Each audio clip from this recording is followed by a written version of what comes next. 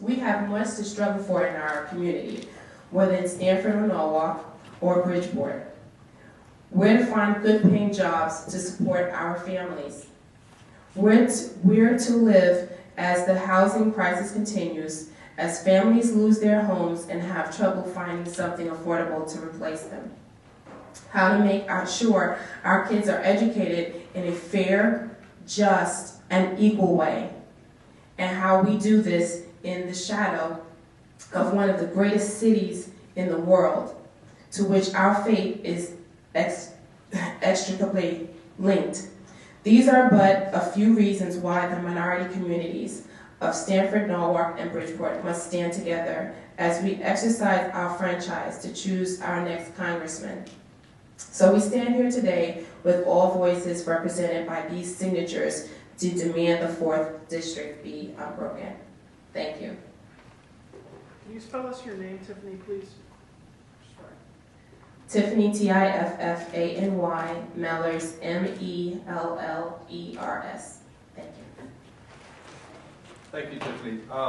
Tiffany mentioned several times signatures, and the reason for that is because we had a petition that we put online just a little over a week ago. And in less than, 10 days certainly, we've gathered almost 1,900 signatures, and more are coming in every day. So to speak to the signature process, I'd like to introduce Elsa Peterson-Obuchowski of Norwalk, and she is with Democracy for America in Fairfield County, and the person who put the signature petition up online. Elsa?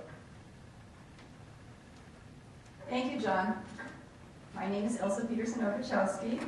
I'm a voter in Norwalk, and we're going to present these petitions to our legislators and to Governor Malloy, asking to let the district be unbroken. I started this petition because I was outraged to learn on November 30th that the Reapportionment Commission was considering cutting Bridgeport out of the 4th District. If this plan had been announced last summer in the public hearings, we could have had an open debate, and the voting public could have expressed their opinions, had time to educate themselves about the issue, and it would have been a decision powered by the people. This petition empowers voters to give their thoughts, and many of those who have signed the petition have added their own personal comments. I'd like to just read a few of those for you right now. Combining Bridgeport with New Haven will dilute the voice of the people of 2 of our state's largest cities. It is a disservice to voters to remove Bridgeport for purely political reasons. For shame. Keep us a mixed income area district. This district is diverse. Keep it that way. Moving Bridgeport is simply gerrymandering. Districts should be neither safe Democratic nor safe Republican. We really hope the members of the Reapportionment Commission will hear the voice of the people and not go through with this ill-advised plan. Thank you. Can you also spell us your name? Okay, my first name is Elsa, E-L-S-A. Middle name, Peterson, P-E-T-E-R-S-O-N. No hyphen. Last name, Obuchowski, O-B-U-C-H-O-W-S-K-I. Thank you. And what town were you from again? I'm sorry. I'm a voter in Norwalk. Thank you, Elsa. I'd like to bring out now Reverend Ina Anderson from the Mount Airy Baptist Church in Bridgeport. Anderson? Good morning, everyone. My name is Ina Anderson, and I am from Bridgeport. I am a voter there. And I would just like to make this statement.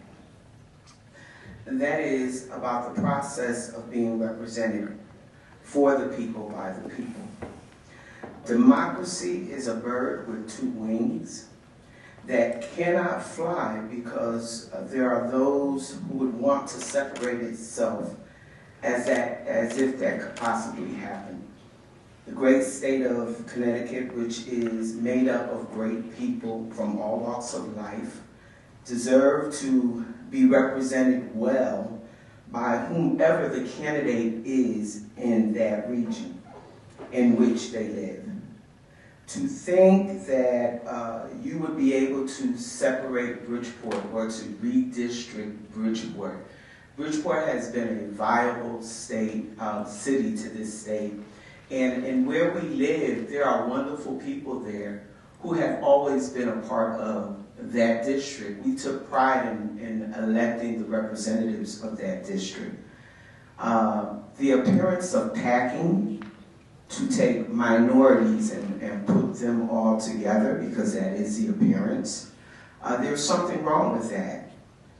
We are individuals and we have chosen to live where we live, and to have others decide for us what is good for us without talking to us. That's not democracy. And so with that being said, we would like a fair opportunity. You don't change a process that's not broken, unless it's a process that's broken for a reason. And so in the reasoning that's given, or in what appears to be the appearance thereof, of something that is not safe or something that is not good, we are people in Bridgeport who understand very well the process, and we understand the language. And so don't sneak something in. Talk to us. We'll talk back to you. We want to stay in the 4th Congressional District, and we have the right as voters of this state to be the ones to make that decision, not people for us. Thank you. Can you go over your spelling with us also, please? Ina, I-N-A, Anderson, A-N-D-E-R-S-O-N.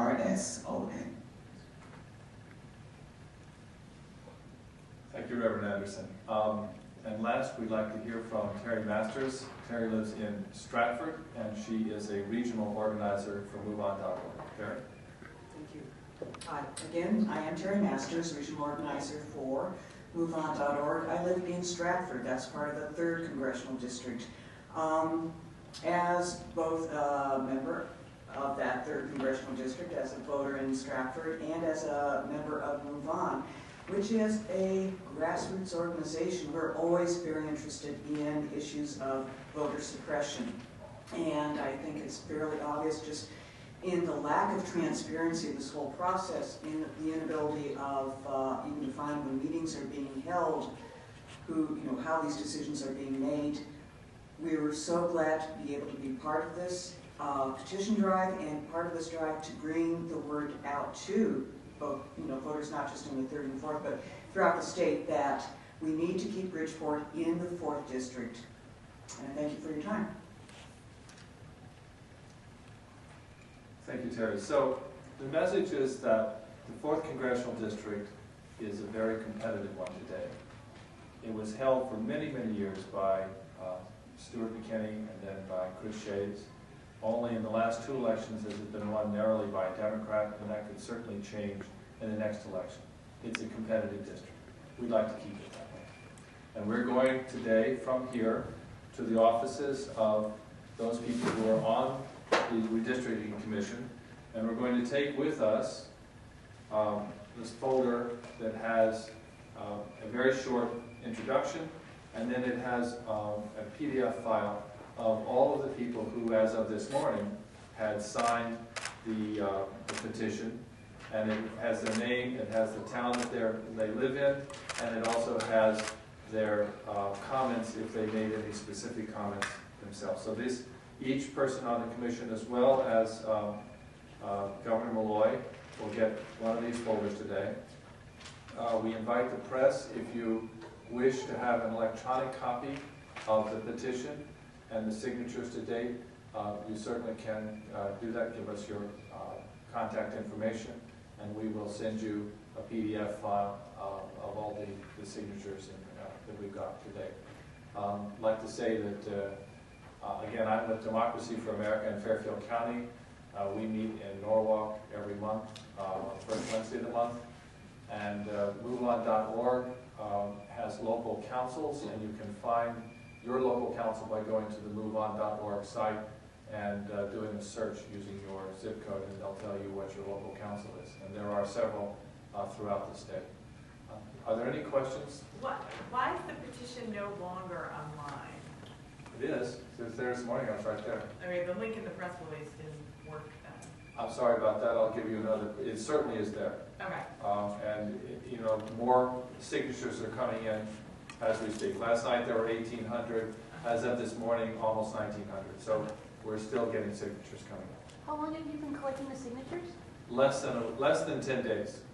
We had an event last Saturday, a week ago, on the town line between Bridgeport and Fairfield, and it was about that time, wasn't it, Elsa, that you put the It was petition? about midnight, the Thursday night, so it was Thursday night, December 8th, around midnight.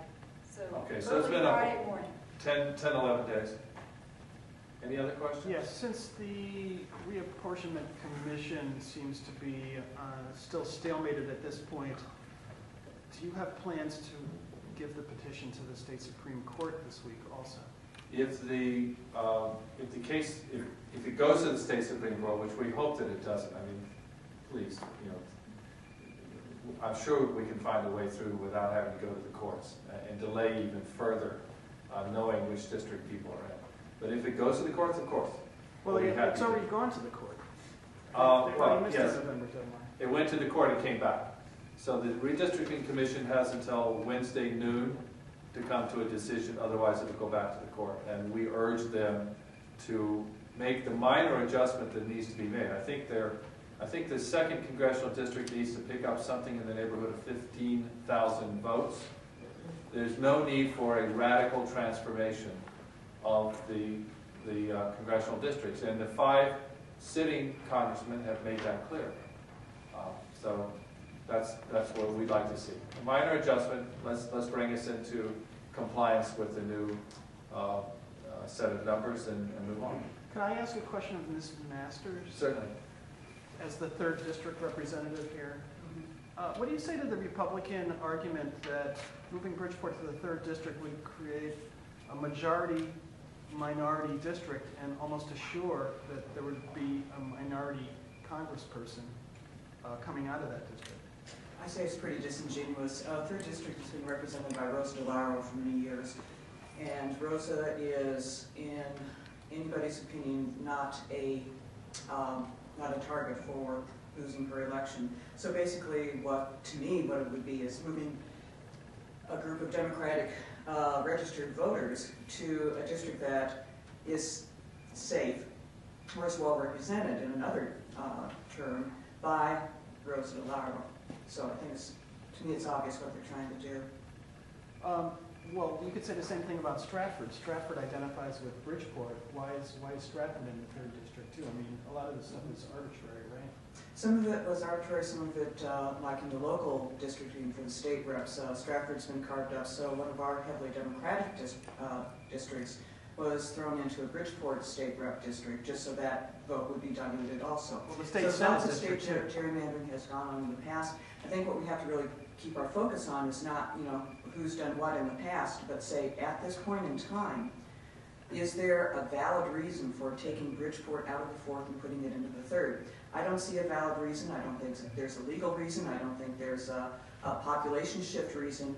To me, it's more likely to suggest an attempt at voter suppression.